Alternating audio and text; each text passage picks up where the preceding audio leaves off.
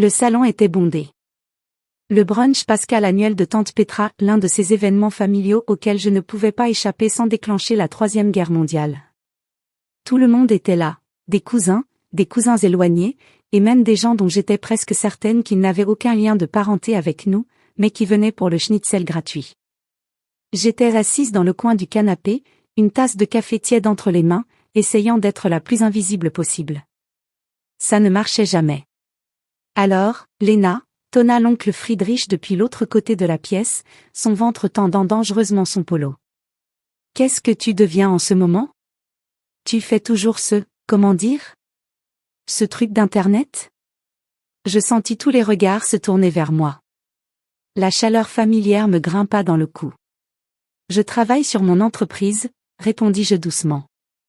Une entreprise, ricana ma sœur Sabine, ce rire sec et tranchant qu'elle avait perfectionné en 31 années passées à être l'enfant prodige. Tu veux dire ton petit jeu sur Instagram? Des rires parcoururent la pièce. Des rires polis. Des rires entendus. Ce genre de rires qui disent, on le pense tous, mais elle a enfin osé le dire. Elle n'a pas de travail, ajouta ma mère en servant du vin avec l'aisance d'une professionnelle. Elle ne me regarda même pas en le disant. Elle l'annonça comme si elle commentait la météo. Probablement pour toujours, rajouta Sabine, en retirant une poussière imaginaire de son blazer de marque. Elle travaillait dans le marketing pour une entreprise pharmaceutique, gagnait bien sa vie, et ne me laissait jamais l'oublier. Les rires augmentèrent. Mon cousin Mathias renifla bruyamment dans sa bière. Même la douce tante Gisela, qui d'habitude me défendait, avait un sourire caché derrière sa main. Je regardais ma tasse. Compter jusqu'à 10. Me rappeler que dans 3 heures, je pourrais partir. Juste 3 heures à tenir. Je veux dire, ça fait quoi? 3 ans, continua ma mère, s'installant dans son fauteuil préféré comme une reine sur son trône. À un moment, il faut affronter la réalité, Lena. Tu ne peux pas simplement, ne pas avoir de vrai travail. Que feras-tu quand tu auras 40 ans? 50? Tu crois pouvoir vivre éternellement dans ce petit appartement à coudre des vêtements? Je ne fais pas que coudre des vêtements, marmonnai-je. Quoi donc? Fit ma mère en portant la main à son oreille avec exagération. Rien. Sabine se pencha en avant, ses mèches parfaitement blondes attrapant la lumière de l'après-midi. Tu sais, Lena, mon entreprise recrute pour des postes administratifs. Je pourrais glisser un mot. C'est un début, mais au moins c'est stable. Avantage. Retraite. Tu vois, des trucs d'adultes. J'ai 30 ans, dis-je, la mâchoire crispée. Je crois que je sais ce que sont les trucs d'adultes. On pourrait en douter, rit l'oncle Friedrich, en se tapant la cuisse. À 30 ans, moi, j'avais déjà 2 enfants et un prêt immobilier. Une autre époque, Friedrich, intervint enfin mon père depuis derrière son journal. Sa défense arrivait toujours trop tard. Un murmure. Une parenthèse. Oh, s'il te plaît, Martin, soupira ma mère. Ne l'encourage pas. Elle doit entendre la vérité. Toute cette fantaisie de styliste.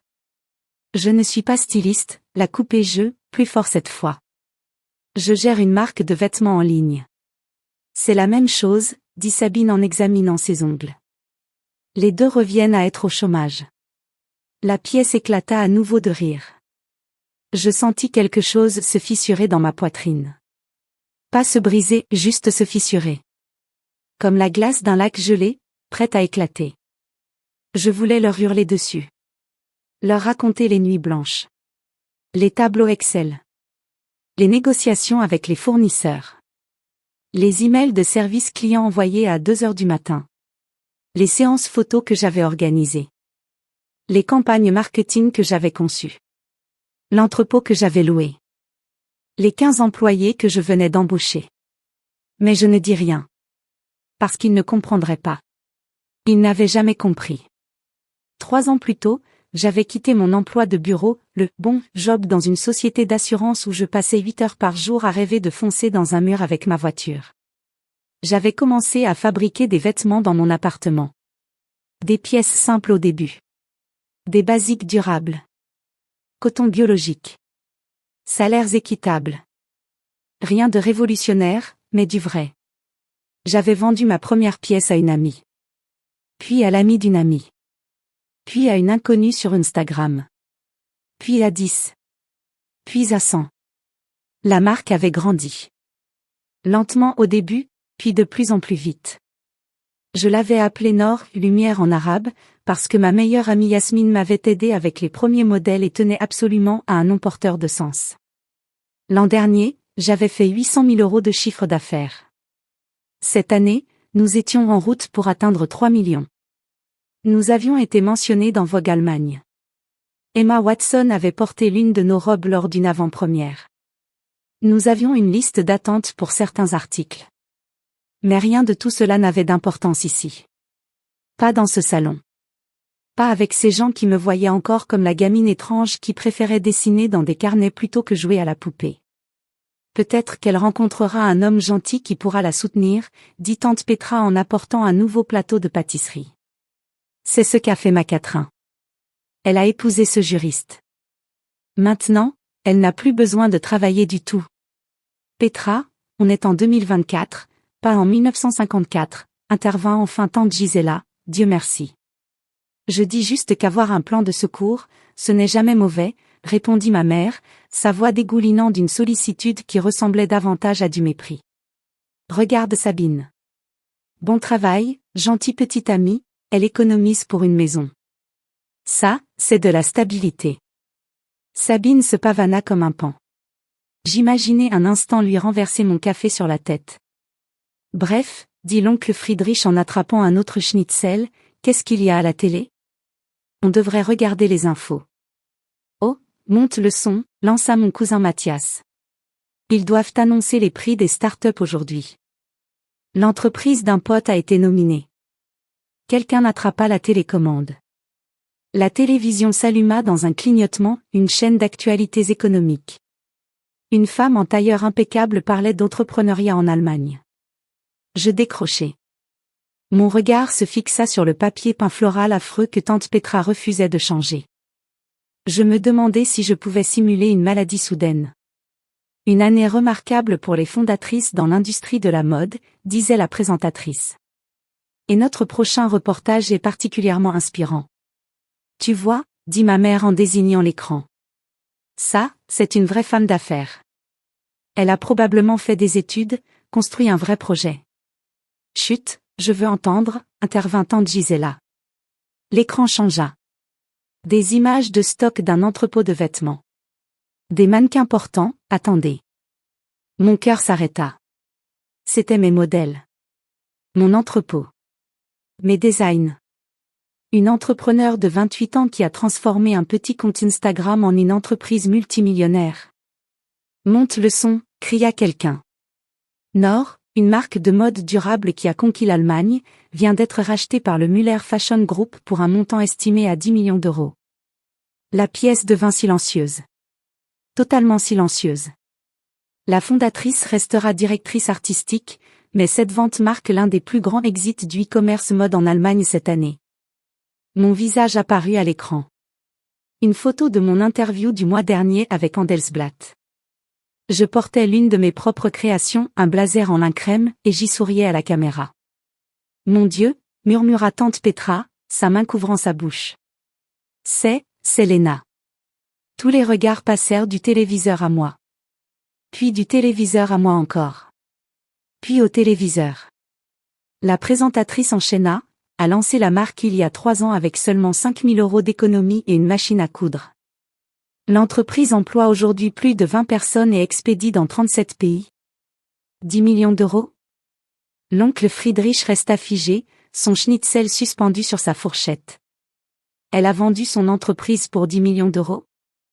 Mathias semblait sur le point de s'évanouir. La TV continua.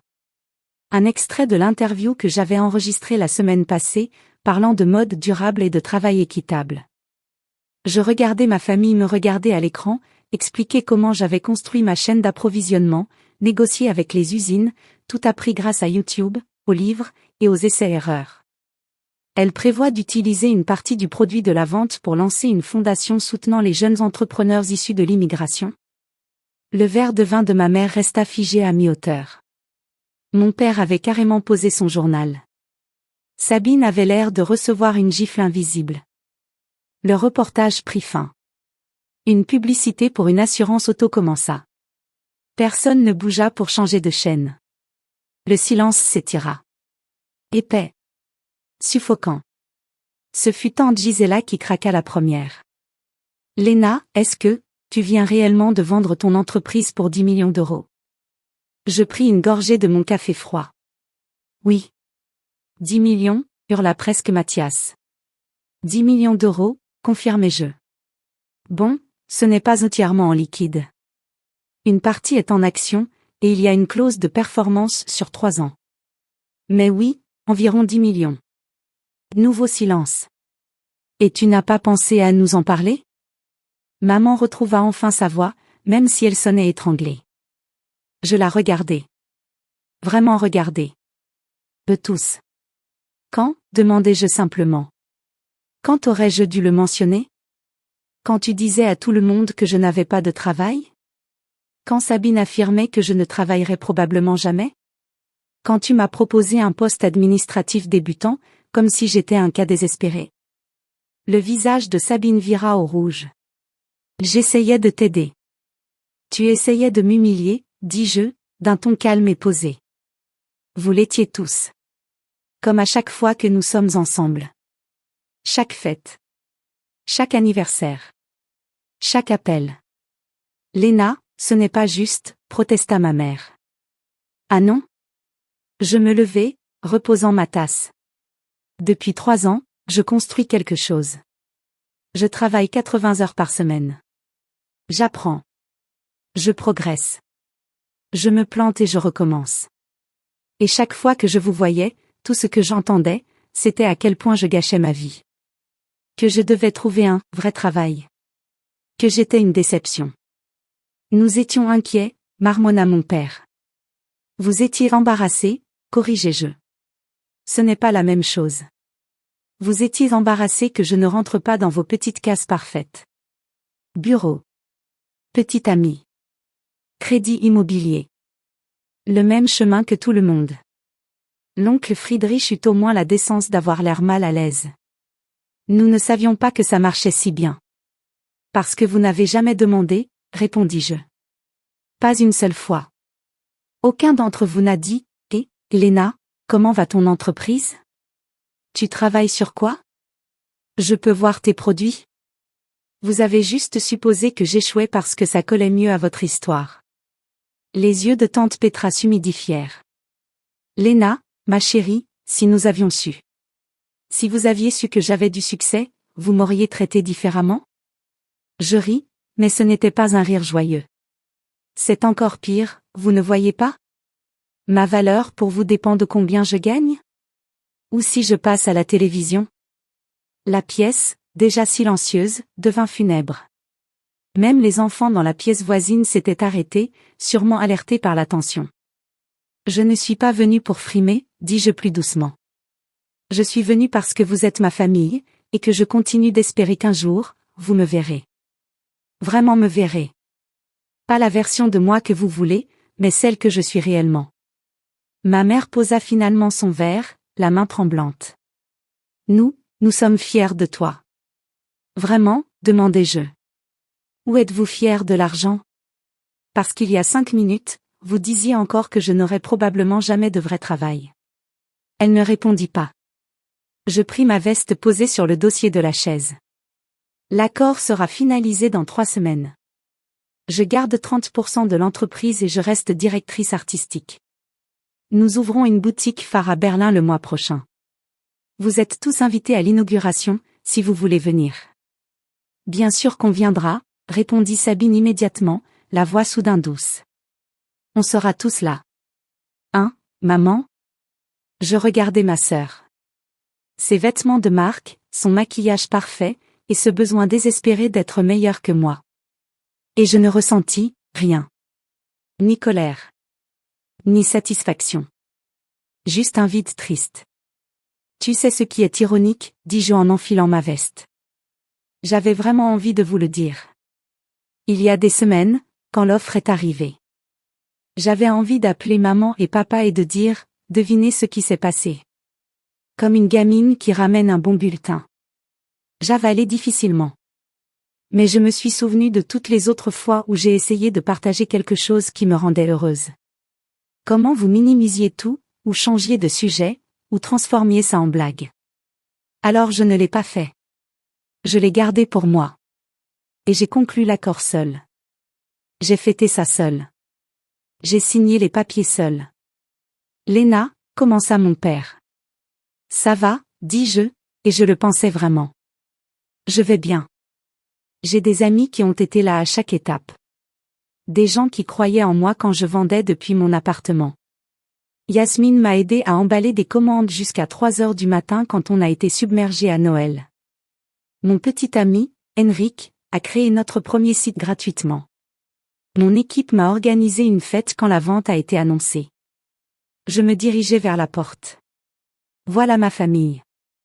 Les gens qui ont vu ce que je construisais et ont dit, comment puis-je t'aider? Plutôt que, quand est-ce que tu vas trouver un vrai travail? Tante Gisela se leva. Léna, attends. Je suis désolée. J'aurais dû te soutenir davantage. Te poser plus de questions. Je lui souris. Elle était gentille, tante Gisela. Juste trop passive pour nager à contre-courant. Ce n'est rien, tante Gisela. Vraiment. Est-ce qu'on te reverra, demanda-t-elle, d'une voix douce. Bien sûr, répondis-je. Je ne coupe personne de ma vie. J'arrête juste de faire semblant que ça ne me blesse pas. J'arrête de me rapetisser pour que vous soyez à l'aise. J'ouvris la porte pour partir. Léna. Maman accourut. Ses yeux étaient brillants. Je suis désolée. Tellement désolée. Tu as raison. Surtout. J'étais embarrassée, et c'était mal. Tu as accompli quelque chose d'incroyable et j'aurais dû croire en toi. Je la regardai. Vraiment regardai. Et je vis du regret. De la honte. Merci, répondis-je simplement. Ça compte. Est-ce qu'on peut recommencer, demanda-t-elle. Je réfléchis. À toutes ces années de critiques, de doutes. À la fissure dans ma poitrine qui venait de céder. À la question de savoir si les gens changent vraiment. Peut-être, dis-je enfin. Mais ça doit être différent. J'ai besoin que tu me voies, maman. Pas la personne que tu voudrais que je sois. Moi. Elle hocha la tête, les larmes débordant. J'essaierai. Je te promets que j'essaierai. Je la pris dans mes bras. C'était maladroit et raide, mais c'était déjà quelque chose. En marchant vers ma voiture, j'entendis derrière moi l'explosion des voix. Tout le monde parlait en même temps, sûrement en train d'analyser ce qui venait de se passer. Je m'en fichais. Je m'assis dans ma voiture plus la vieille Volkswagen cabossée, mais la Tesla achetée le mois dernier, et laissai sortir un long souffle. Mon téléphone vibrait sans arrêt. Le reportage venait de passer à la télévision. Messages d'amis, de collègues, de clientes. Félicitations. Émoji de fête. Demande d'interview. Henrik avait écrit. Tu es à la TV, superstar. Le brunch s'est bien passé? Tu leur as dit? Je ris et tapais. Ils l'ont vu à la télé. C'était dramatique. Je te raconte tout ce soir. Je démarrai la voiture. Sortis de l'allée de tante Petra. Regardai la maison disparaître dans le rétroviseur. 3 ans plus tôt, j'étais assise dans un cubicule gris, remplissant des formulaires d'assurance, en train de mourir intérieurement. J'avais trop peur de démissionner. Trop peur d'essayer. Trop peur de ce que tout le monde penserait. Mais je l'ai fait quand même. J'ai démissionné. J'ai essayé. J'ai échoué 100 fois et me suis relevé 101 fois. Et oui, j'ai vendu mon entreprise pour 10 millions d'euros. C'était incroyable. Une chance unique. Un rêve devenu réalité. Mais ce n'était pas ça, la vraie victoire. Pas vraiment. La vraie victoire était simple. J'avais arrêté de vivre pour obtenir leur approbation. J'avais construit quelque chose de vrai. J'avais trouvé des gens qui m'aimaient pour ce que j'étais, pas pour ce que je pouvais prétendre être. L'argent? Ce n'était qu'une preuve. Une validation pour eux, peut-être. Mais moi, je m'étais déjà validée il y a 3 ans, le jour où j'avais acheté ma première machine à coudre et décidé de tenter ma chance. Je repris la route vers Munich, vers mon appartement, celui que je quitterais bientôt pour plus grand, et je pensais à ce qui m'attendait. La fondation. La boutique. Les nouveaux designs qui se formaient déjà dans mon esprit. Mais d'abord, j'allais faire ce que je faisais chaque dimanche soir. Commander taille. Appeler Yasmine en FaceTime. Dessiner de nouvelles idées. Regarder quelque chose de stupide sur Netflix avec Henrik. Des choses simples. Normales. Celles qui comptaient avant l'argent, et qui compteraient encore après. Parce que voilà ce qu'ils ne comprenaient pas, ce qu'ils ne comprendront peut-être jamais. Je n'ai pas créé Nord pour leur prouver qu'ils avaient tort. Je l'ai créé pour me prouver que j'avais raison. Et ça valait bien plus que 10 millions d'euros. 2 semaines plus tard, je reçus un colis par la poste. De maman. À l'intérieur, une boîte soigneusement emballée, avec un mot. J'ai retrouvé ça au grenier. Je pense que ça te revient. C'était mon ancien carnet de croquis, celui que j'avais à 12 ans. Chaque page remplie de dessins de vêtements. Robe de soirée. Tenue casuale. Accessoires. Des centaines d'heures de travail. Sur la première page, dans mon écriture d'enfant, j'avais écrit. La compagnie de mode de Lena. Un jour. Je l'appelais. Maman, j'ai reçu le carnet. Je me souviens quand tu m'avais montré ces dessins, dit-elle doucement. Je t'avais dit de te concentrer sur tes devoirs de maths, à la place. Oui. Je suis désolée, Lena. Tu savais déjà ce que tu voulais. J'aurais dû t'écouter. Oui, répétais-je. Tu aurais dû. J'écoute maintenant, dit-elle. Si ça compte pour quelque chose. Je regardais le carnet. Cette petite fille de 12 ans qui savait exactement qui elle voulait devenir. Qui avait attendu 18 ans pour y arriver. Ça compte, dis-je. Ça compte un peu. On y arrive. Lentement. C'est chaotique, compliqué, et parfois je me remets à être en colère en repensant à ce brunch, à ces rires, à cette certitude que j'avais échoué. Mais je n'ai pas échoué. J'ai pris mon envol. Et chaque fois que je doute encore, car oui, même l'argent n'efface pas l'insécurité, je me rappelle ce moment. Celui où je me suis levée dans ce salon et où je me suis choisie. Celui où j'ai arrêté d'attendre la permission d'être qui j'étais déjà. C'est ça, la vraie histoire. Pas les 10 millions. Pas la télévision. Pas la revanche. Juste une femme qui a décidé qu'elle suffisait. Qui a bâti quelque chose de beau à partir de rien. Qui a compris que la seule approbation qui compte, c'est la sienne. Le reste? Ce n'est que du bruit. Et j'ai fini d'écouter le bruit.